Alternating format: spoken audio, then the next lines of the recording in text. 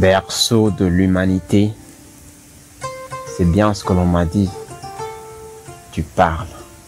Ils veulent dire cercueil de l'humanité à l'image de ce qui se passe au Mali parce que oui, l'Afrique n'est plus qu'un cimetière blanchi dans lequel on enterre la race noire sur laquelle le blanc chie. Ici, la gabégie et la corruption sont des sports où les meilleurs sont décorés. Nos dirigeants nous ont vendus sans le moindre remords. L'histoire se répète.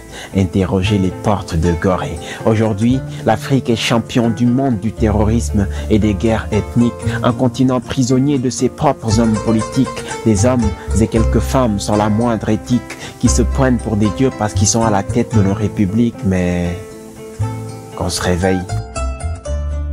On ne peut se contenter de se taire et d'encaisser les coups. Nous sommes un peu plus fiers. Je refuse qu'on tende notre joue. Ce soir, j'ai de l'espoir. L'espoir de croire qu'on peut retrouver l'Afrique d'antan, celle chantant et dansant au rythme du kwassa kwassa. L'Afrique des temps de la rumba, du mbala ou du makossa. De l'Égypte au Gabon, de N'Djamena à Yopougon.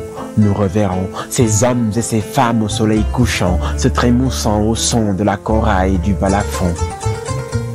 Pour cela, devenons porteurs d'espérance et ne pensons plus avec nos têtes mais avec nos cœurs. Nous ne devons pas être les bourreaux de nos consciences, nous devons en être les rédempteurs.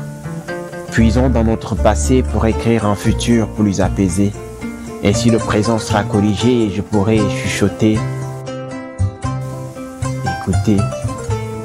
Écoutez-la chanter, écoutez-la rire, écoutez son plaisir. Elle a été digne et ses enfants qui n'ont plus faim sont en train de grandir. Dans un état d'ataraxie, mon âme deviendra alors maîtresse d'elle-même. Nous aurons vu l'Afrique renaître.